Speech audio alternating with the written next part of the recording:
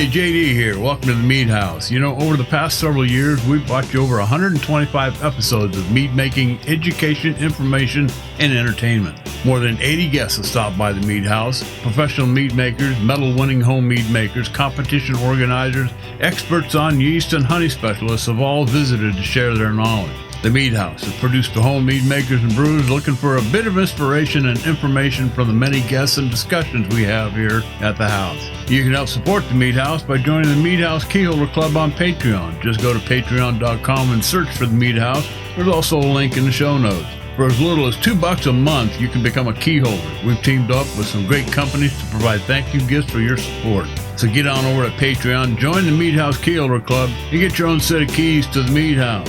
Hey, you can listen to the Mead House podcast with your favorite player and be sure to rate us 5 stars on iTunes or your favorite listening venue. Mead House. Mead making entertainment you just don't want to miss.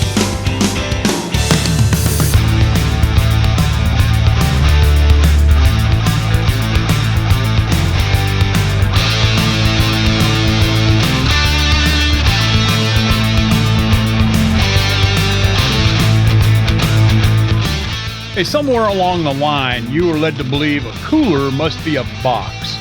Something you sit on, something you have to lift with all your might, something you put down and leave behind. I've done that before. But that's no way to live, sitting down on a box, constrained to one spot. So Ice Mule founder James Coley set out not to start a company, but to start a quest. To change the cooler as you know it. To make it softer yet stronger, to take it further, literally, to break boundaries and beliefs on where coolers should be able to go, and to push our own expectations of just how cold can be. Ice Mule Coolers, a great way to pack your mead or home brew along for the hike, to the lake for an overnight, in the boat for a fishing trip, or on a day trip to the seaside cliffs for a cookout. Check out the line of Ice Mule Coolers at icemulecoolers.com. Ice Mule, sponsor of the 2019 Iron Bee. Hey, welcome to the Mead House. Thanks for listening to episode number 132. Hey, you know that you can catch the podcast on iTunes, Stitcher Radio, and we're glad to welcome iHeartRadio to our list of places where you can catch us. Spotify and a whole lot more. They're all listed on the front page of the website. Hey, the Mead House. It's produced for home mead makers and brewers looking for just a little bit of inspiration and information from the many guests and discussions we have here at the house. You can talk to us. We're on Facebook and Twitter, both at the Mead House. Or you can send us an email at info@themeadhouse.com. Hey, Jeff and Ryan are both seated at the bar. My name is JD Webb. Hey, in this episode, the fundamentals, elevating your mead to the next level. Ash talks, this is Ash Fishbein. He talks about the base fundamentals, the difference between cleaning and sanitizing. We also get into his barrel aging project. I want to remind all of our key holders that part 2 with Ash Fishbein from Sap House Meadery was posted this afternoon. So if you're a key holder, get on over there and take a listen to it. And if you're not a key holder, hey, it's real simple. Sign up and get over there and listen to that. Facebook friends in segment 3, all that and more here at the Mead House. And here's how you become a key holder. You just simply go to the meadhouse.com and sign up on the Patreon key holder site. You can become a key holder and help support the show for as little as $2 a month. We've got some great thank you gifts to send you. Get on over to patreon.com, search for the Mead House, or just click on the link in the show notes, also on the front page of the website. Hey, what are we drinking tonight? I got a surprise in the mail the other day, a surprise box, and you guys are gonna, you guys are gonna be clawing at my front door. I was sent a box from Sap House Meadery. It contained one bottle, the very last bottle, a Smoky Pete, Jeff. Oh, yeah, baby. And I also have, I think if I remember Ash saying, if I'm right, I think this is the last of one of 2 bottles of the Mirepoix mead. Right here in my sticky little hands, guys, I'm looking at the label, Mirepoix mead, vegetable mead. I have not taken a sip. This is going to be the first, my first sniff and my first sip of this vegetable mirepoix mead. Now, if you listen to Ash's the part one, he talked extensively about developing meads for cooking, not necessarily for drinking, but making meads to cook with. And this is one of those projects that he put together back in 2010. Man, I'm telling you, it smells like vegetable soup. I mean, I've got garlic, I've got onions, I can smell the carrots, some spice in there. I'm not quite sure what it is. Mm, wow, nice aroma. Here's the taste. Oh, are you kidding me? This is, oh man, this. If you had even just one of those real thick pork chops, okay, and you in a real hot pan, and you lay your pork, season it up, lay your pork chop down, a little bit of olive oil, butter, whatever you want, brown it up good. You want to, get it almost caramelized on both sides, and then deglaze the pan with some of this mirepoix mead from Sap House. Dude, I'm telling you, it wouldn't take much, maybe a quarter of a cup, toss in a little pat of butter, get it nice and creamy, and just baste that pork chop with it. Stick it in the oven for like 10 minutes on 400. Oh, dude, are you kidding me? This is amazing. This is absolutely amazing. This is a mirepoix mead. It's made with all your common vegetables: carrots, onions, celery, garlic. I think he's thrown some bell peppers in there, amongst some other things. You can listen to him. He talks about it on the part one interview that we did here a few weeks back. All the key holders here at the Mead House, you've all got access to that part one. So go back and listen to it if you haven't. He talks about this mirepoix. Now, the second one that I'm drinking tonight, my other fist, is another one from Sap House Meadery. This happens to be the Sugar Maple. Uh, Jeff, I think you're signed up with the club. I think you got one of these bottles as well, if I'm not mistaken. Yes, I have not cracked it open yet, but I did get one of those bottles a couple of weeks ago, and I've been waiting to try that. I'm curious to see what you think of it too. Oh, this is awesome. It's on the sweeter side of the house, but not. This is something I was talking about with Ashton, and a lot of his meads that I've tasted are not the candy, sugary type to leave that candy coating in your mouth afterward. This finishes on a dry side, but it's sweet.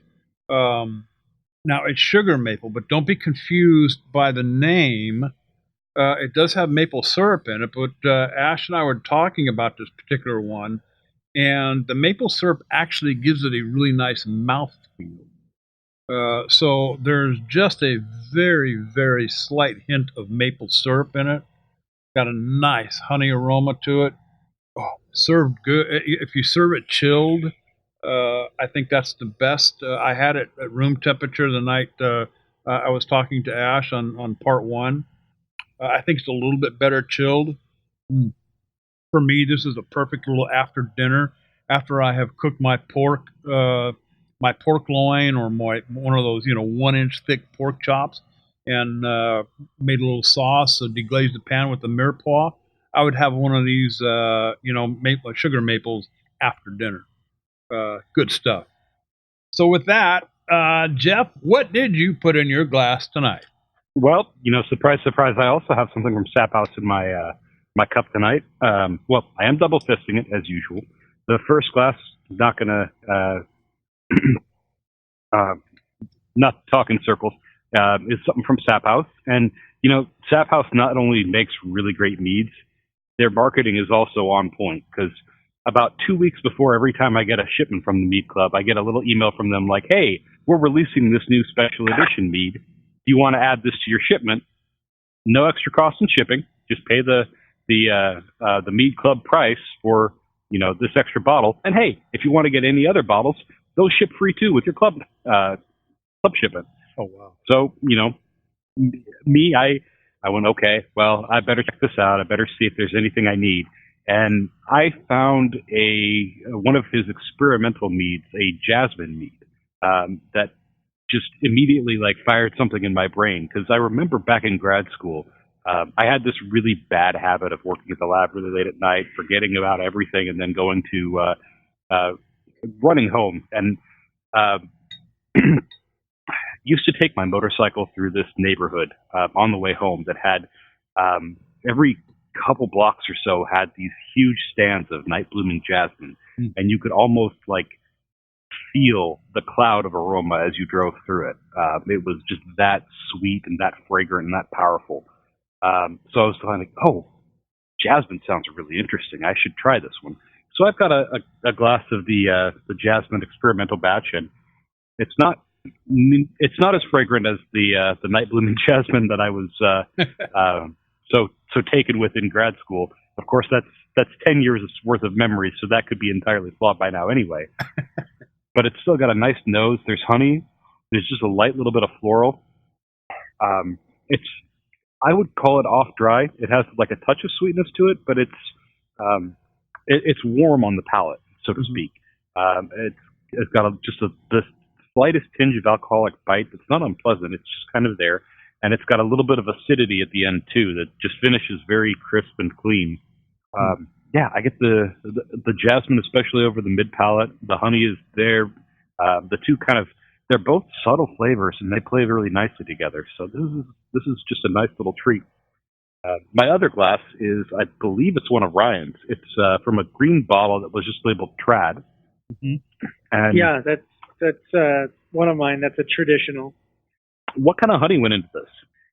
That was primarily a mesquite honey, and then there was a blend of a proprietary blend from. I'm trying to think here. In that, it was kind of like a blender's special. So when you have like a red wine, and they call it like a red blend, it doesn't necessarily mean it's bad. It just means that this winemaker has taken a lot of different juices and blended something that he likes. And so this was a proprietary blend from Worker Bee, and it had probably like 10 different honeys of different quantities in it. I mean, everything from like carrot blossom to meadow foam to eucalyptus, but again, nothing that you probably could pick out at other than saying, oh, this is a really pleasant blend that has these types of qualities in it. Mm-hmm. And that kind of explains why I've been racking my brain for the last 10 minutes. Like, what kind of honey is this exactly? I mean, I could kind of see some notes of mesquite in there, but I knew there had to be something else going on. And this is a really nice mead. Frankly, it's sweeter than I would have expected from you. Not to say that's in any way bad. Kind of plain, huh? This is my attempt at a semi-sweet. Yeah. I thought it was pretty good. It's a good semi-sweet. It's got a nice finish to it. Again, a little bit of lingering acidity on the aftertaste. It's pleasant for an evening like this where it's kind of hot out and a little bit muggy. This is a nice drink. I like those peppery type notes that mesquite gives. I get mesquite honey here at Trader Joe's, and I love that stuff. I mean, I cook with it, and I just love the peppery flavors and notes that mesquite gives. Well, Ryan, you're always good for something sometimes unusual in your glass. What is it tonight? Well, tonight I opened up one of Jeff's. This was Jeff's Gin Strong Golden Braggot. And, I mean, the first thing you notice, he said it's young, but that I poured it out, I mean, there's quite a bit of, dare I say, trube on the bottom of the bottle. I mean, this bottle's conditioned, which is Yes. I assume it was, which is great for those Belgians. I love that it brings that really nice flavor profile, helps round that out and stabilizes it. Very sweet on the nose, kind of that Belgian candy sugar almost sweetness to it, and pleasant. I mean, very pleasant because it Belgian strong. I mean, strong, high alcohol, so it's masking any of the alcohol that's high alcohol that's in there. Very smooth. I mean, not there's no heat, there's no bite. It's very smooth. Again, it finishes a little bit sweet, and I think it's good. I think it's very drinkable. It's very it's an enjoyable braggot. I can't pick out the variety of honey, but I'm curious what variety of honey was used and at what point did you add it?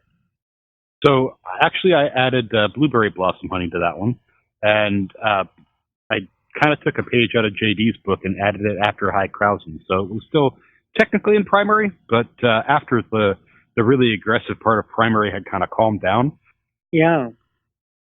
So blueberry blossom is not one that I've worked with a lot. I've sampled some, but I haven't done I haven't done much mead making with it. And now that you mention and now that you say it, yeah, I can pick that out a little more, which is really nice because in a lot of braggots, it's difficult to pick out the variety of honey unless it's just really, really overdone. Right. With just aggressive, too aggressive amounts of honey. So yeah, I think it's a well done braggot. Well, thank you. And yeah, no, it was young 2 months ago when I bottled it right before the R&B, but I think now it's getting kind of into its own. So you're probably getting closer to what I intended anyway, without the time constraint of, oh, this is good. I need to get something in a bottle to share with the guys. Yeah, I mean, these types of beers, I like to let sit and taste them, say, every month for a year or something. I mean, you bottle this in really nice small bottles, and this is the type of thing that I say, yeah, I'm gonna try one a month for the next 12 months or so, and just see how it develops over time. And then when I make it again, and depending on what else you do, you kind of know where it's peaking. And I mean, then maybe even more than 12 months. I've got some of the bottles that are 24 months, 36 months, 48 months. And just depending on the style it is, they can age really well. Yeah. Well, and I figured this is going to be more of a malty kind of a beer.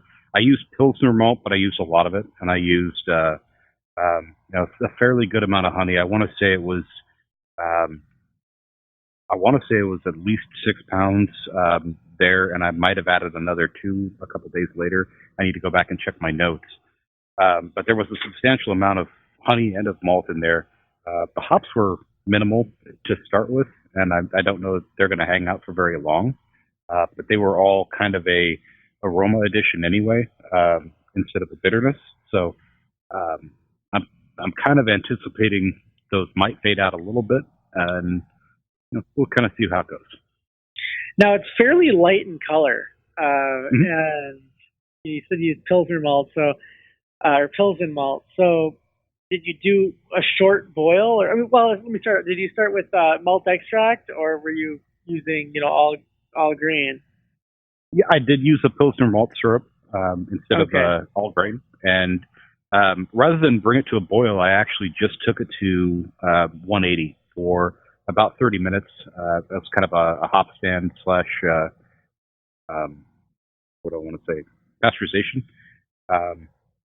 and left it at that. Yeah, interesting.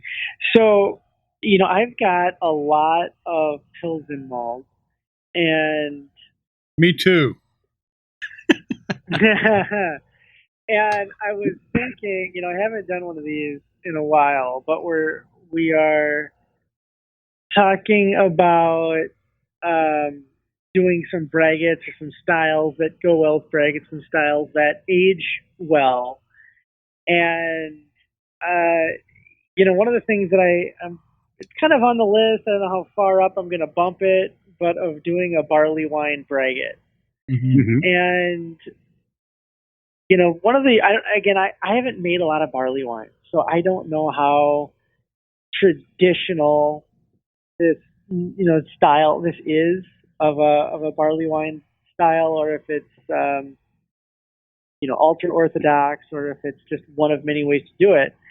But one of the recipes for the barley wine that I thought would work well with a braggot is that you just start with pills and malt. It is just pills and malt. And that's it, 100% pills and malt with a really, really long boil. Like one of these recipes was an all grain recipe. It was like an 8-hour boil with pills and malt. Wow. And that's what, brings it to that deep color and the caramelization and doing that. And I was thinking about that. I was thinking of in a little bit here. I know we're going to talk about going back to fundamentals, but what's more fundamental than one type of ingredient and just cooking it? So I've thought about this of doing a barley wine, just starting out with pills and malt, doing like an 8-hour boil on it, and then probably, and then I don't know the type of honey I'm going to use here with it, but and then adding the honey just like you did with this one, at High Croissant, and creating some sort of a barley wine braggot that way. So single honey, single malt. Mm-hmm. And going from there. What do you guys think of that? The thing I really like about that approach is because you seem to be doing kind of exactly the opposite of why I didn't do a boil on mine in the first place, because it seems like anytime I use extracts, it always turns a shade darker than I want it to. And I think it is just the Maillard reactions of the boil and all those sugars just kind of caramelizing a little bit, getting a little bit darker than they were otherwise intended to be. So, I wanted to create something that was heavy but still light in color. And, I think you're taking a very opposite reaction, intentionally going for that caramelization, those Maillard reactions and things like that. So I think that's a really interesting approach. And to answer your question about barley wine and, orthodoxy, I think there's a lot of play in the style because, there are the classic English barley wines that tend to be a little bit more malty or malt forward, but you can also look at some more American barley wines like Bigfoot from Sierra Nevada that is just very hoppy. It's got a lot of body to it, a lot of malt, and a lot of alcohol to it. But in that classic West Coast craft beer style, they were not sparing on the hops either, and so it has a bitter punch to it. I think the style has a lot of room to play in it. The caramelizing anything takes whatever you're doing kind of up a notch. Anyway, I mean, you talk about caramel. My first thoughts going through my head was, doing pineapple, and one of the favorites in the Webb house here is an infused pineapple tequila. And or I take a whole pineapple and cut it up in slices, just peel it, and then slice it off, leave the core and everything intact, and I just caramelize the crap out of it on a grill. And I mean, wait until it just turns black. And the trick here is to gather it all up, put it on a ceramic plate. Don't put it on a metal plate. Put it on a ceramic plate, and let all those caramelized juices start flowing out of the pineapple. Dude, you can take some tequila up to a level you've never had before. Onions, I love. I put together gourmet burgers here at the house when we have, on the few occasions that we have burgers here. And one of my favorites is caramelized onions on top of my burger.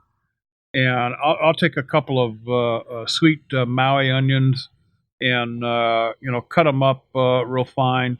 Throw them in the frying pan, a cast iron frying pan with just a couple of tablespoons of olive oil and about a tablespoon of sugar just to get it going. Otherwise, you stand there all day long waiting on these onions. Um, you get them good and caramelized. That sweet goodness comes out of those onions. Sometimes I think I want to just do that and make a jelly out of it. It's so good. So you're talking about caramelizing. I mean, malt's the same way. I mean, yeah, the longer you cook it, the more it's going to get caramelized. Me, for one, I don't care about the color of whatever I'm drinking. I don't care if it's pink, as long as it tastes good. And here's the bottom line, right? If you achieve the results that you were looking for initially, who cares what color it's going to be? But I think it's worth a try. And I would do it. I would absolutely do it. Well, Now, the only think, question. Well, let me hang on one second here, guys. The only question that I have, Ryan, is when you cook it down that long, you're going to lose a lot through evaporation. How do you treat that? well, I think that you start with you do one of two ways. You either start with a really big boil, or you have to add more liquid as it boils off. Like if you've only got a 5-gallon kettle or an 8-gallon kettle, and you want to make a 5-gallon batch, you need to add a lot more liquid, versus starting with a 10 or a 15-gallon kettle, and then, as it boils down, I mean, at the end of the boil, you end up with your 5 gallons. So I do that, and barley wines are also very heavy. Very heavy. I mean, the ones I've had. So you start with very high gravity. Yeah. From there. But what I also like about this is a little bit when take a look at the commercial guys, and I know that a lot of times we talk about, especially on this show, the commercial guys will talk to us about things that they can't do anymore that they could do when they were home mead makers, right, and home brewers and But one of the things I like about this is if you go look at the pros, in any beverage industry, so they have limited ingredients and they can do amazing things with limited ingredients. So, JD, when Andrea and I were out in California, Santa Barbara wine country a couple of years ago, mm-hmm. the winemakers there, are growing like 2 or 3 kinds of grapes, 1, 2, right. or 3 kinds of grapes, and they're making all of their blends, with either 1 or 2 or maybe 3 kinds of grapes. And yes, some of them might buy grapes or have a separate growing area somewhere else, but for the most part, I mean, it's pretty simplified. Yeah. If you go to most commercial meaderies, it does not look like the grain room at the homebrew shop. You go to the grain room at my local homebrew shop, the guy's got 80 different bins of grains, that you can look at. Pinch of this, a dash of this, a pinch of this, going through the candy store and the scene in Charlie and Chocolate Factory, they might have 3 types of grains. They might have some sort of a base malt, maybe some sort of a roasted malt and some sort of a caramel malt. And they're doing the 8 styles of beer that they do with 3 different malts, or something around that. Yeah. You look at the ciders. Yeah, I mean they're making all their ciders, a couple pretty varieties. much. I mean, now there's not quite as much variety. It's more of sweet or dry, but again, they're doing that off of one press. This is the juice we have this year, and some of the mead makers I talked to, some of the commercial mead makers. I mean, they don't have drums upon drums upon drums of all different kinds of honeys and all different kinds of fruits and spices. They might have 1 kind of honey or 2 kinds of honey that they do everything off of. Yeah. And from that, so it's about the simplicity, and and for anybody out there that brews, I think, if you can probably relate to what I'm saying. You go to your local homebrew shop, you go in the grain room, there's 80 different bins of grains, broken up by color and region and everything else. And then you look in the cooler, the hop cooler, and you see 100 different kinds 60 different kinds of hops. Then you look over there and you see and you might see 50 different kinds of yeast or something, and you start doing that. I mean, and it becomes, it's kind of like when my kids want to paint and they start saying, I want some of this color and this color and this color and this color and this color. And before you know it, they mix all together, and what do they have? They have brown. Brown, or black. Start off with, it becomes brown. You mix all these vibrant colors together and they become brown. And I think that happens. If you think of your ingredients as these vibrant colors, well, when you mix all of them together, like 7, 8, 9, 10, 11, 12, of them, the flavor can become kind of muddled and brown. It just is like, well, there's so much in this. I'm not getting any of it. I'm just getting this muddled flavor. And so I kind of like this saying, hey, I want to pick 1 or 2 or 3 things, vibrant colors, and let those vibrant flavors come through various ways, and so the thing, I want to pick 1 malt, or I want to pick 1 spice, or I want to pick 1 fruit, and I want to do it in different ways. Maybe, I'll throw it out there now, but I tossed the guys an article, and from a blog called The Academic Wino.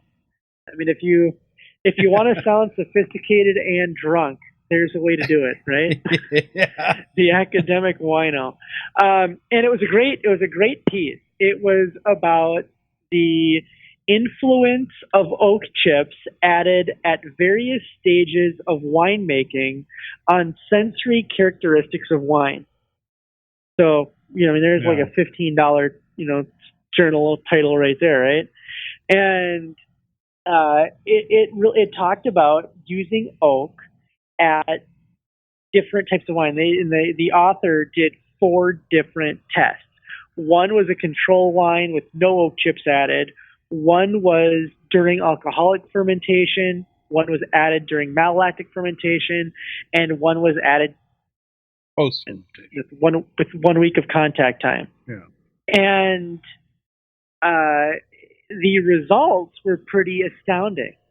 Yeah. But again, this is one ingredient just used in different ways, and or not used, and how greatly it impacted the final result. Yes, I know, guys, if somebody had done a study on this in mead, rather than wine, I would have done it. Susan Rood, a couple of years ago, did an amazing oaking traditional mead presentation at HomebrewCon. We've talked about that. But it was about post-fermentation, different contact times. And so that was extremely valuable. But what I've talked about a little bit on the show is about using oak during fermentation. And this was the closest that I could find that talked about oak during fermentation, comparing it to not at all alcoholic, malolactic, and post. So again, very, very interesting stuff here. And I'm going to relinquish the mic, and I'm going to toss it to you guys. Jeff, what was the first thing that jumped out at you when we saw this study of adding oak during the different times of fermentation? Well, I really enjoyed the fact that there were so many different parts of that oak character that were brought out or subdued depending on the different times. He talks about, for example, the red berry character and how that was most pronounced in the the secondary fermentation, or not secondary fermentation, like the bulk aging, essentially phase. Whereas putting it in primary fermentation or in the malolactic fermentation kind of subdued that character. And one of the things that was most shocking to me was actually the fact that apparently adding the oak in the malolactic fermentation, if I read that right, actually increased the body and mouthfeel of the wine to a degree as well, which I would not expect at all. We talk about how oak can kind of round things out and make it feel smoother, but Yeah. it shouldn't change the body of the mead. So that was shocking, to say the least. I just go into I got this article and I actually printed it out and I highlighted a couple of things. Like you, I was rather amazed. To get one here. This is on the aroma. Wines with oak chips added at alcoholic fermentation saw a significant decrease in red fruit, licorice, cassis, and pepper aromas. But then wines with oak chips added post-fermentation for 1 week showed increases in red fruit character. I thought that was, in one case it takes it away, in another case it adds it. I don't want to say it adds it back to it, but interesting how the same oak. I'm assuming they use I think I read in here they use the same amount of oak for all of these tests, impacted just the aroma. Okay, not saying that it didn't impact the taste at all too, but I thought that was kind of curious too. And of course, in the tasting,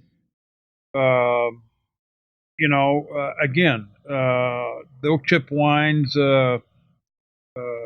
All oak chip wines had significantly decreased red fruit flavors, with the wine treated with oak chips at malolactic fermentation, having the least fruit flavors. But then when okay, I got that. When kind of lost my place here. Let's see. Wines treated with oak chips during malolactic fermentation had a greater body than all other wines. I think that's what Jeff was referring to.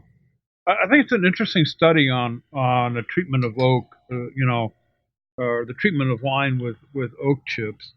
I don't know whether the same can be said for mead or not. I don't know why it wouldn't. It'd be an interesting test to perform for sure. For those, and this whole thing about wood, I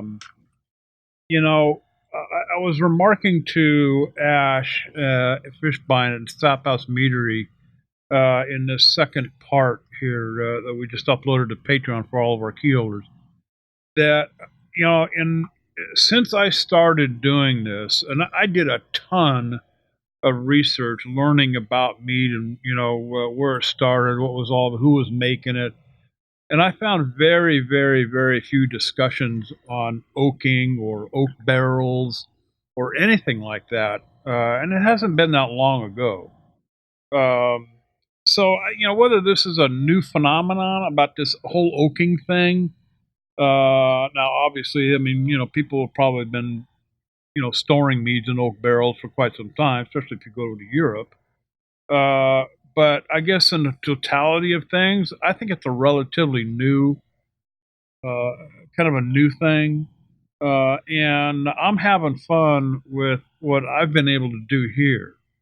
And, because I've got a couple of barrels. Actually, I've got 3 barrels. I've got 2 former whiskey barrels that I've had projects in with, differing degrees of tastes and aromas.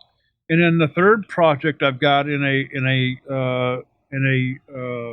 fresh oak barrel, freshly charred, that was seasoned for 3 months with bourbon, and then put the one of my it's actually the black currant and plum port project. 3 gallons of it went into a 3-gallon barrel.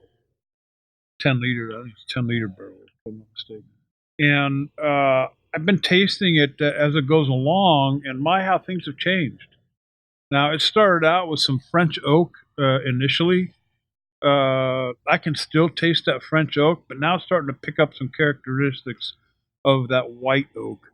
At the same time, I'm starting to get these little hints of vanilla that is so common with white oak. So I'm having fun playing around. I've got all kinds of oak staves that I'm working with. Ryan, to your barley wine project, I've got a kind of a single malt kind of thing I've been working on. There's a beer I like drinking during the summertime, and it's sometimes hard to find because I think it's a limited release just during the summer. Put out by Kona Brewing Company. It's called Kahana, and it's a blonde ale, but it's got this citrusy, and I swear they're using Citra hops and maybe even Cascade hops in this thing because it tastes so much like a Citra hop. And so I put together a recipe, lots of malt. I think it's 4 pounds of malt, just 2.5 pounds of honey. So I wanted it malt forward. I want the honey character to come out. So I've kind of backed that up a little bit with 3/4 of a pound of honey malt, and that's it. It'll be a 60-minute boil with citra hops at the top, Cascade at the finish. But been doing some research on the Spanish cedar. I'm going to drop the Spanish cedar honeycomb in, and actually it's a spiral honeycomb or the Spanish cedar spiral in after it gets done fermenting into secondary, because Spanish cedar also imparts some citrusy flavors as well. So I'm kind of looking forward to that project. So yeah, this whole oaking thing. Um, Ash talks. He talks a great deal about his barrel project there at Sap House Meadery. I'm not going to go into a whole lot of detail. I don't want to give away the farm. But if you're a key holder, get over to patreon.com and look for that post over there. If you're not a key holder, sign up today. Help keep the Mead House free. Hey, for $2 a month, to me, it's worth it.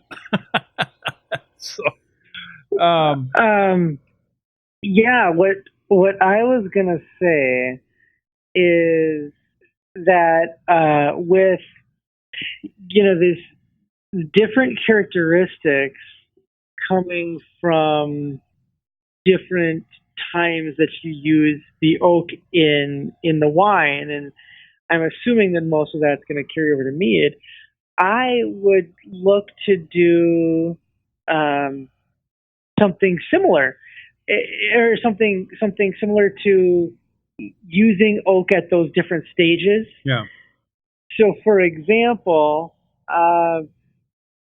let's say you had a bag of oak chips, and your bag of oak chips is measured out for 5 gallons. Kind of breaking that up in thirds and saying you want to use a third during, let's just say, your primary fermentation, and then you add a third of it. It says malolactic fermentation, but let's just say you're also adding your third of it in say your secondary fermentation, and then maybe you're adding a third of it post fermentation, and you're kind of staggering that oak that you're using. Now, I had given the example of saying here you're using one package of oak chips, but I think what you could also do, if you really wanted, was use 3 different types of wood at those different points. So yeah. Spanish cedar, medium toast French oak, soft maple, and kind of layer that wood upon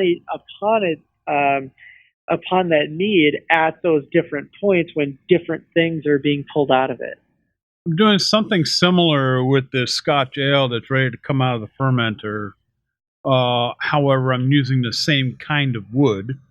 It's the white American oak honeycomb, and the recipe was put together with some smoky peaty malt, which really, man, I was really surprised. It doesn't take a lot at all. I think I only used 4 ounces, and right now it just smells amazing. And Oh yeah, a little goes a long way with that stuff. yeah, and my plan was something along the lines of I don't know, Ryan, like a Balvenie. You know where I'm going with this. So I got some oak soaking in cognac, some oak soaking in bourbon. What was the other one? Just a plain oak, plain oak, and then one soaked in bourbon and one soaked in cognac. And so when one goes in for 6 weeks, it comes out, then another one goes in for 6 weeks, then it comes out, and then another one goes in for 6 weeks. And I think, Ryan, we decided we're going to start with the cognac, I think. Yeah, sounds good. And, so, you talk about the, layering these flavors. Okay, I mean, I got to, I'm pointing the finger at Ryan because this whole project is his fault. He's the one that got me started on this whole Scotch thing. One of his and my favorite is this Balvenie Caribbean cask. Oh my God, dude, that stuff is so good. So not really trying to come up with a mead that tastes like that. I just want those components to kind of be worked into this mead. I'm not even sure I'm even calling it a braggot at this point. It's definitely an experiment. It's made with honey and malt, but maybe a Scotch mead. I don't know. But I'm looking forward to it. I'm having fun with it, and really looking forward to it. One of the other things that Ash talked about in that second part 2 that we did with him was not necessarily getting back to the basics, but the fundamentals. I asked him, Ash, how does a home mead maker elevate their mead to the next level? And he started talking about, fundamentals. I mean, starting at square one. And to him, that starts at, cleaning and sanitizing and knowing the difference between the two. I want to play this shortcut. It's only about 2 minutes long. This is Ash talking about the cleaning and sanitizing and how he trained Evan Henderson at Sap House Meadery. So let's play that cut here, and we'll be right back. In taking it back on a small scale to home mead making, you need to be honest with yourself. Your family and friends are not going to want to tell you it doesn't taste good. Though we do have people that come in on tour and they're like, "Oh, my friend made mead once. Oh, it's not that great," And I get that, and that's awesome. I always follow up with, "Did you tell them?" Yeah, Because you need to be honest with yourself. Exactly. And I think before getting into that whole elevation and bringing it up to the next level, I think really just being the best at fundamentals, understanding simply the difference between cleaning and sanitizing can make your mead stellar versus sour and unappealing. That's just a terrific statement right there. The difference between cleaning and sanitizing could make the difference between a sour. It's fundamental. Yeah, it's fundamental, isn't it? I mean, that's like base one. That's like, yeah. You wouldn't believe how many, even commercial meads I've tasted, they don't realize it. The meads taste fine to a commercial, to a lay person picking up a bottle. It tastes amazing, and to me, it tastes great. But oftentimes there's lactobacillus, there's LAB in there, and it could be a component. It could be something that's intended. Chances are it might not be. Yeah. But it's there, and there's these things that there are markers that you can get. But taking it back to the fundamentals, understanding when I bring someone new in, when Evan started with us, I sat him down. I had a whole SOP binder, and I was like, this this is exactly what we're going to go through the next few days. You're going to take this home with you. You're going to study it. And then, of course, I said, every day you're going to listen to the Mead House. And yeah. And he does, by the way. But the first thing I taught him was the difference between cleaning and sanitizing. Yeah. It's wildly different. And that will change everything. Understanding that everything that a home mead maker uses, and even commercial meaderies use, has a life in it. Yeah. You know, if you're using rubber hoses or you're using plastic airlocks and you're using something that does ultimately break down, understand and know when it's time to replace that. Okay, and we're back, guys. I know the guys over at Sap House are going to be listening to this. And Ash, dude, I can't keep my nose out of this Mirepoix cup here. Guys, this tastes just like vegetable soup. I'm not kidding. Anyway, the fundamentals, guys. It starts with even cleaning, knowing the difference between cleaning something and sanitizing. Right, Jeff? Throw it over to you. Absolutely. And, I don't mention it very much. I've been kind of moonlighting at my local homebrew store for the last quite a while here, pulling in an extra shift here or there, just for a little extra cash. And, learning a lot as I go, too, which has been a fantastic experience for me. But one of the things that I find myself like regularly harping on to newbies is, you've got to understand that this is two different steps. You've got to clean and you got to sanitize. That alone is a very important part of brewing anything, whether it's mead or wine or beer. You've got to get the crud, the biofilm, anything left over, anything that is a place where things can grow off first in the cleaning phase. Then you got to sanitize it. If you sanitize without cleaning, you're just getting the surface stuff, and there could be a ring of old yeast or whatever at the bottom of your fermenter that you're forgetting about, and it's not just yeast living in there at this point. It's bacteria, it's mold, it's fungus, it's any kind of stuff. You don't want to take any chances. So yeah, getting fundamental stuff like this, like cleaning and sanitizing down, should absolutely be a first step. Beyond that, I think getting some basic ingredients. You find we talk about playing with different yeast strains and different ingredients and stuff a lot, but I think a great thing for a mead maker to do if they're just starting out or if they're looking at getting a little bit more serious, find 2 or 3 yeast strains that you like and use them a lot. Get to the point where that yeast strain is very predictable to you, so you know what you're doing with it, and that you know what it's going to do in this situation versus that situation. I've been using Voss Creek a lot just because I like the kind of lemony or aromatics of it. I used 71B a lot before then, or K1B was another favorite of mine, and I can kind of just tell based on how I'm setting things up how those dominoes are going to fall down the fermentation process. It's almost to the point of having experience that functions like instinct. You just know, and once you get those fundamentals, it makes playing and doing different stuff a lot easier. You could say the same thing for using different varietals of honey. Find 2 or 3 that you just like, or find a style of bead that you like braggots in all 3 of our cases. You don't have to stick to them. You don't have to be faithful to them. But, make a lot of one style that you just really like and play with it. And get good at it. Make tiny little tweaks and see what difference that makes. And I think the experience you gain starts to build, and you start to have that, that experience bordering on instinct I was talking about, that just will serve you well in your mead making career. Yeah. I got to throw a shout out to guys over at Omega Yeast.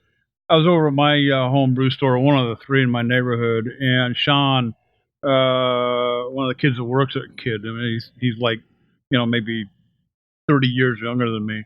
Nice guy though, and always usually try to take him a bottle of something out of my cellar here. But he asked me. He says, hey, have you ever played around with that omega yeast? I said, oh hell yeah, we've been talking about that on the show for like 3 months. And he says, really? And I told him, yeah. I said, dude, this stuff is amazing. You can ferment stuff at 98 degrees without any problems at all. Mead too? Can you make mead with it? Oh hell yeah! So got to just toss that out to omega yeast. Good stuff, guys. Ryan, the fundamentals, kind of getting back into play here. Jeff talked about, working with one particular yeast. Something that Ash said during this segment was get to know the honey. There are so many varieties of honey out there. I can't remember the number that he told me that Amina Harris has up there at her place up there in Davis, California. Hundreds of varieties. But one thing that Ash pointed out, get to know the honey. Yeah, I think that one thing you could do, so if you want to go down that simplistic route, like we talked about, simplifying your ingredients, and simplifying, your yeast strains and really understanding them. One of probably the best things you can do is find a honey that you like, orange blossom, white clover, mesquite, blueberry blossom, whatever. Doesn't really matter what it is. And buy a 5-gallon pail of it. And you can, I know that we've all advocated both of, first find a local beekeeper that has good honey that you like, and you can get for a reasonable price, and definitely support those local beekeepers. If you live in an area that you don't have access to a local beekeeper and you can't get it for a reasonable price, you don't really like the taste of it, Dutch Gold is a great place to go. Dutch Gold, you can get a 5-gallon pail of honey, delivered right to your door, and they've got a wide selection. Now, if you're doing a lot of testing and you're making 1 or 3-gallon batches or even 5-gallon hydromels, and you've got a 5-gallon pail of honey there, and you're using the couple of yeast like Jeff suggested, you're going to get to know that yeast and you're going to get to know that honey, and that's a great way of simplifying.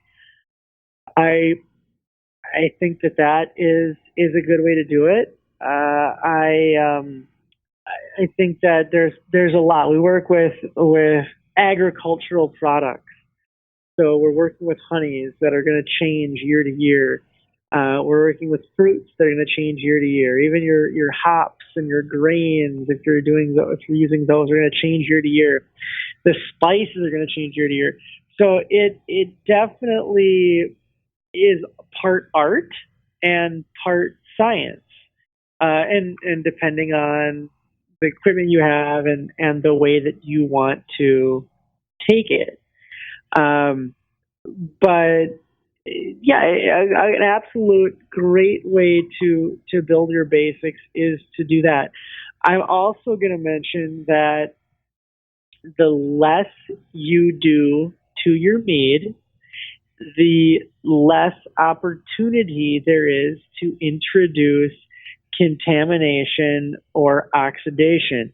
So with hydromels, a lot of people used to do the old school beer method, which was you go from primary, you go into secondary, you go into bottling, and when you've done that, you've now handled it 3 times, and or multiple times, and you've have multiple opportunities to oxidize it, multiple opportunities to infect it. And so I don't do that. When I'm making hydromels, I go right from primary into the bottling bucket. And that's it. There's no need for secondary. Again, with hydromels, there's no need for a starter. No, I mean, I know that people will tell you, oh, you build up a good solid colony over the course of a few hours or a few days, and then pitch your yeast. And okay, if you're doing a sack strength mead and you need a big starter, sure. But if you're doing hydromels or even a lot of standard strength stuff, again, messing around, creating a starter is going to introduce more opportunities for contamination. Pitch direct, take your omega yeast, envelope, dip it in sanitizer, cut it open, boom, go right into the must. If you're using a dry yeast, same thing. Sanitize the packet, cut it open, sprinkle it right on top of the must, and you are not you're not gonna have any negative effects with a hydromel or even some standard strength stuff, and you're going to decrease that chance of contamination or oxidation. And so the less times you touch it or try to work on it in that way, the better. Now, that's what I'd say to a beginner. To somebody who has many more years of experience or many more batches of experience, and has knows what they're going to do with sanitation and how they're going to keep things clean and reduce the opportunity for oxidation they don't want. Then I'd tell them something different. But for the beginner or the casual maker or somebody who's just suffered with those problems, even if it has been quite a while, that is something I'd have them consider. Sprinkle the dry yeast out on top. Some out there in the mead world think you're going to hell, Ryan, for saying that. Well, you didn't use Goldberg? Yeah.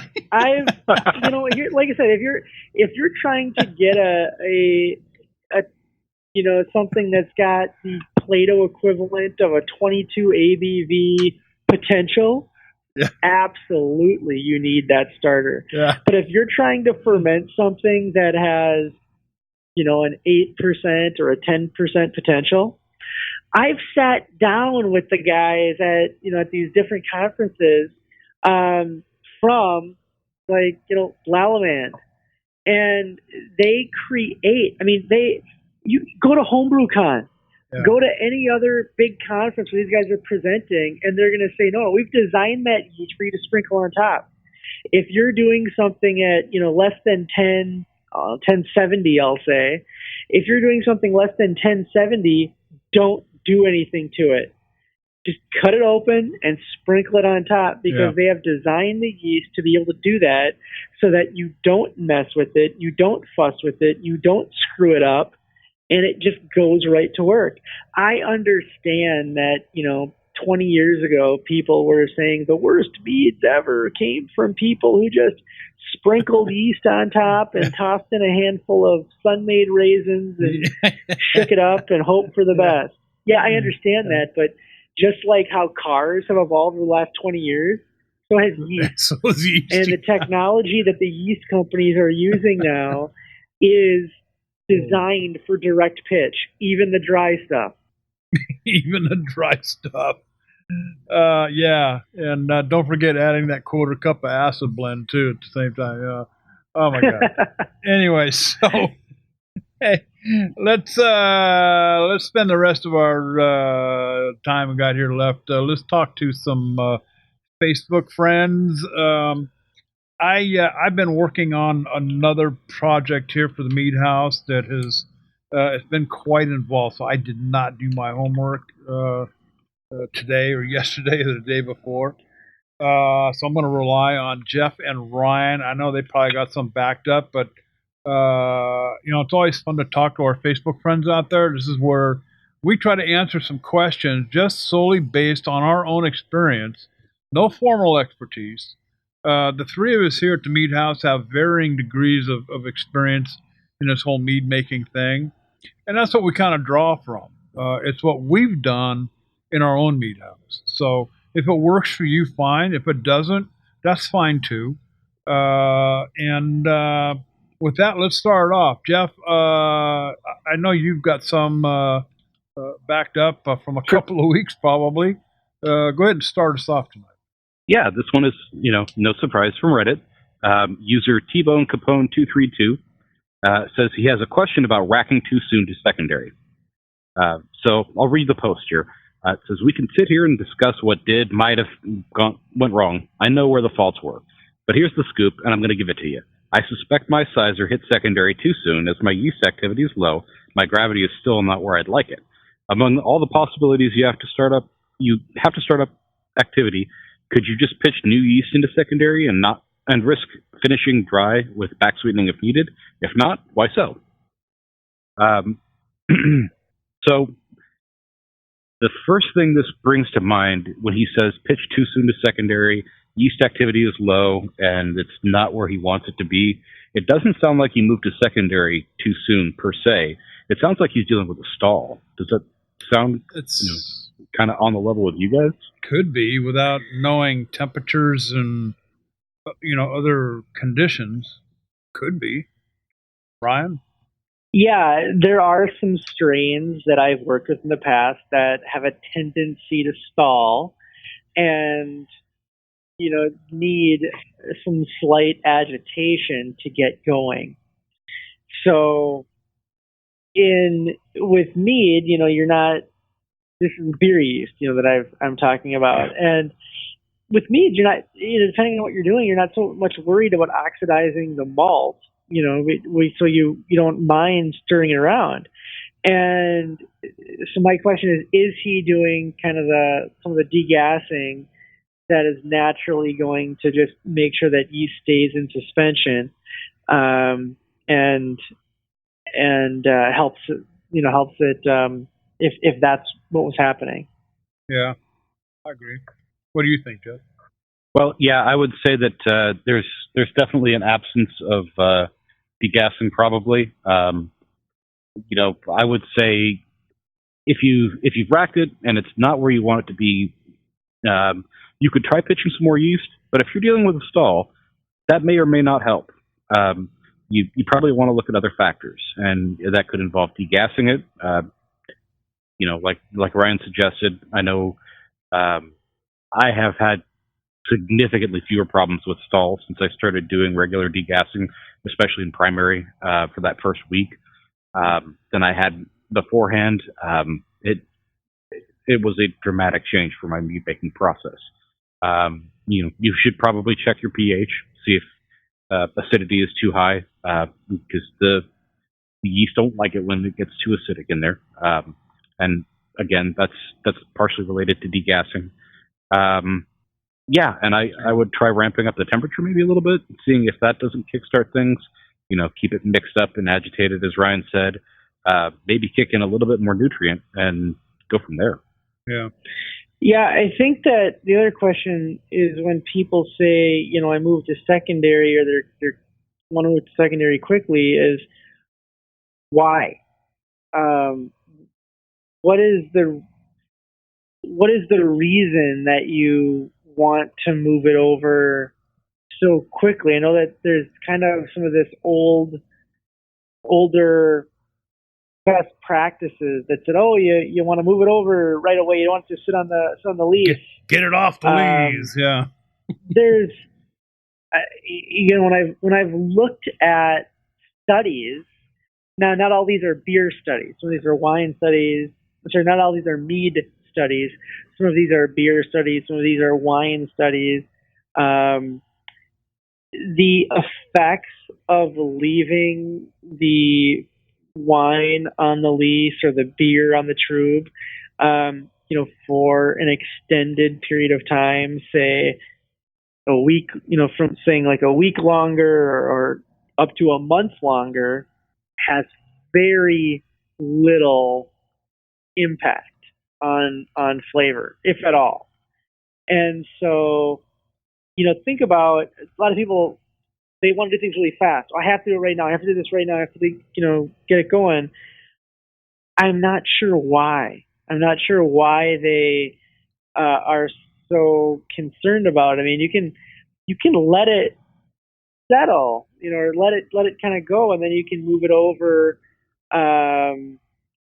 Again, if you kind of do that, you're gonna have to potentially rack it less times, expose it less to opportunity to become infected or oxidized, and end up with a better product. So just think about that as well. Got And another I one? know, Oh, go ahead. to kind of piggyback on that, there's kind of for a lot of beginners, there is a very prescriptive timeline of, how long things should sit. Like, for example, primary should be 3 weeks. You read the recipe and it says, sit in primary for 3 weeks, then rack it off. Well, if you hit a stall, your primary is going to be longer. That's just a fact because, to my way of thinking, primary should be targeted at significant gravity or not necessarily yeast activity, but getting more or less completed with that primary phase where the yeast is going to eat up most of the sugars and where most of the alcohol fermentation takes place. Not necessarily all of it, but you want the predominant amount of the sugars to be gone when quote unquote primary is done. So there are a lot of beginners that I've run into that say, oh, well, the recipe says let it age for 3 weeks. No, let it age till it gets to the target gravity, or let it age till it gets to pretty close to done, and then move it over to secondary, get it off the lees at that point. For beginners, this is kind of back to fundamentals.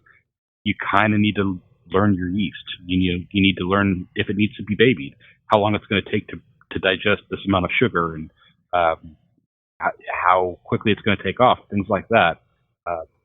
You get that by experience and not by following somebody else's directions, because the minutia of their brew house, their kitchen, what have you, is going to be different than yours, and that can lead to different effects. A yeast may take off a lot faster or produce a lot faster in the height of summer, where I've got my kitchen running a toasty 76 degrees, and if I tried doing that in the dead of winter, where my household thermostat set down to 64, there's a 12-degree difference. It's going to affect the yeast. Interesting. Let's throw it over to Ryan's side of the house. Have we got Facebook? So Colin, our buddy Colin wants to know. He has been begged, not sure who begged him, but he's been begged to make a salted caramel mead.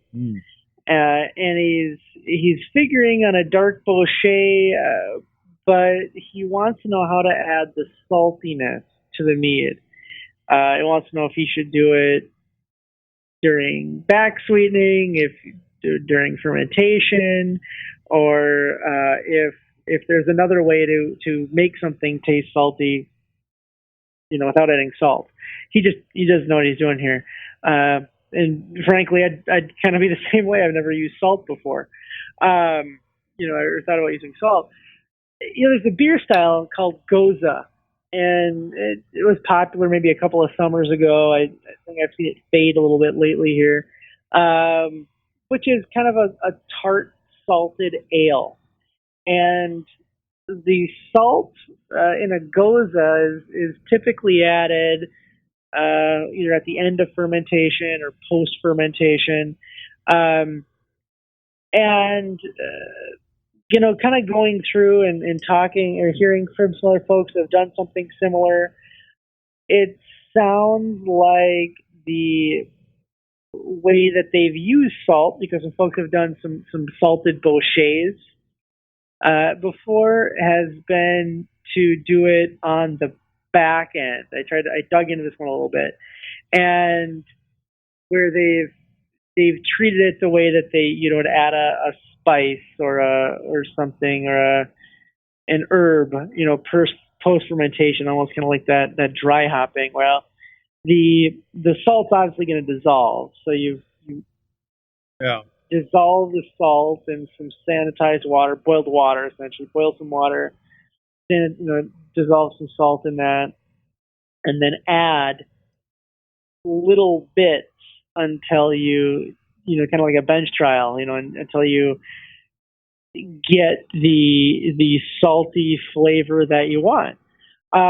I picked this one because Andrea loves salted caramel. She cults dark chocolate covered caramels with sea salt on them, and she loves them. I've never thought about making a mead out of them because I sometimes think that not every food needs to be made into a mead. But I'm not going to knock anybody for trying it. And here I sit with a mirepoix. I think the best advice I can give Colin is maybe look at it in post fermentation when you're doing your final adjustments. But I was curious. I was curious if salt does something during fermentation. What might happen to that? I don't know, Jeff. What do you think?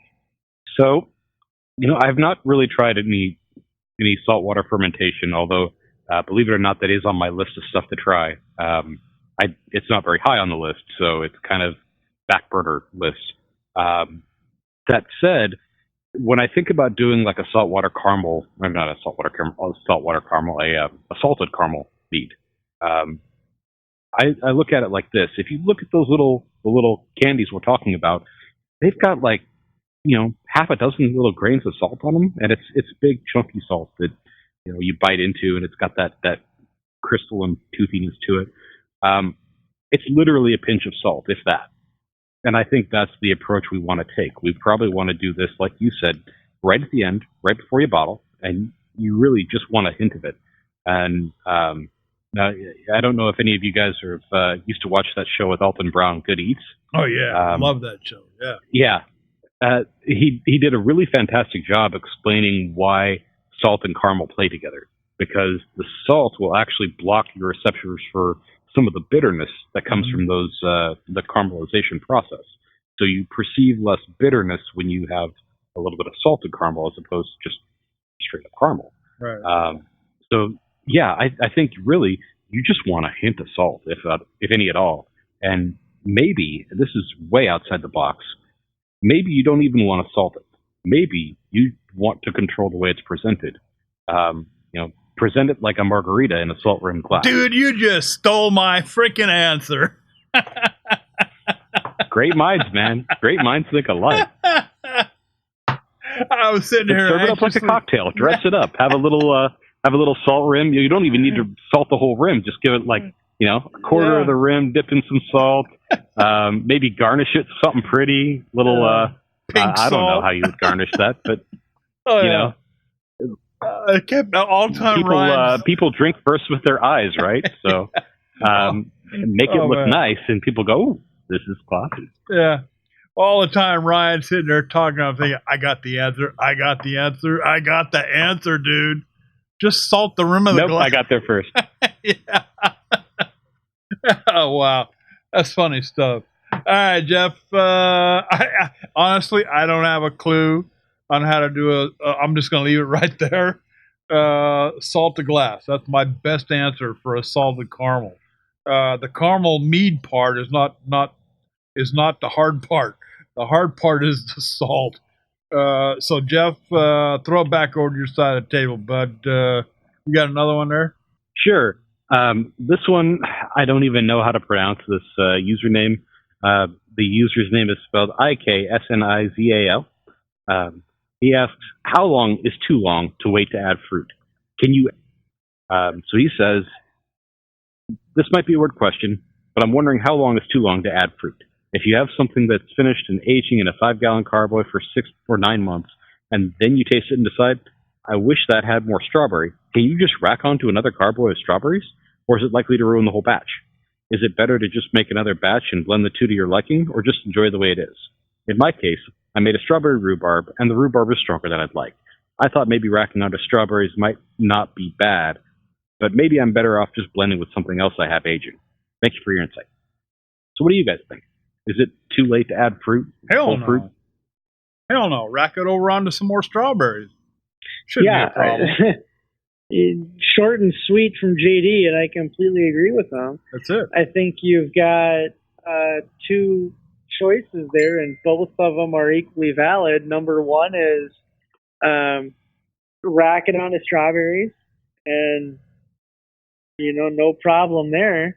And the second one is if you've got a strawberry mead that you think would go well with it, you can blend it. I think you can do both. I mean, you can blend, you can rack on the strawberries. If you're racking on the strawberries, you're going to want to know is it stabilized or is it not? And are you going to kick up some fermentation with the addition of some sugars there? So a couple things there, but no, it's never done. But it's not even done when it's in your glass. If you want to garnish it with a half a strawberry, go ahead. So yeah, absolutely. My only caution here is to say that if you've got a lower ABV mead, you do kind of risk a little bit of secondary contamination by putting strawberries on there. You could reduce that by freezing the strawberries. That's not going to kill everything, but it's going to take out a lot. If you've already got it stabilized, then I don't think the addition of whatever it requires for wild yeast, to get knocked out. I think it's like half a Candon tablet per gallon is going to hurt anything to run that again. You might even want to throw in some more sorbate while you're at it too, just to kill off and absolutely kill off anything hanging out on those strawberries. That might be overdoing it on the sorbate and risking some of that geranium down the road. But if you're going to drink that quickly, it's not going to be an issue. Could you blanch the strawberries? I mean, we're not talking about cooking them. We're just talking about blanching them in boiling water for 2 minutes. Would that help? That's a possibility, but strawberries are such a delicate fruit. I'd worry you would lose some of the flavor that way too. I don't know too many people that have blanched strawberries. It's kind of a good question whether or not that would take out a lot of the flavor. Yeah, I've never tried it. It occurs to me, though, if we're just talking about adding a little bit more strawberry flavor, another option that we haven't hit on yet, you could just get some strawberry concentrate from our friends over at Amaretti. There you go. And toss that in there. It's already in an aseptic package, so as long as you sanitize the outside, you don't have to worry about adding any contaminants to it. Toss it in there, stir it up gently, and there you go. Again, make sure it's stabilized. Otherwise, you're adding more sugar. You could kick something up, but that's a little extra strawberry for your strawberry rhubarb. There you go. Sounds good. Let's see, what time is it? Ryan, one more. We got time for one more, bud. One more is speaking of Amaretti, they have a lot of pastry flavoring. Mm-hmm. Oatmeal cookie, cookies and cream, tiramisu. Oh, yeah. Things like that. How do you introduce those types of flavorings into the meads, knowing which products to use? And, we've talked a lot about Amaretti, and they have extracts and compounds and natural flavorings. And I think I'm gonna have somebody from Amaretti back on to help us figure all this stuff out. But some of these bottles, I'd say you got to bench test. You've got to do pour yourself your bunch of little, 2 ounce, 4 ounce, 6 ounce glasses of mead and start putting drops in there.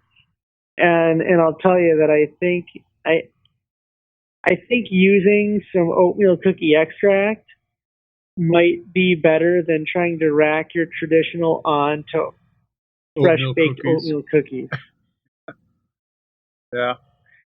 So we had some questions about some of these, pastry stouts, pastry beers were kind of a trend, I'd say, and kind of still are.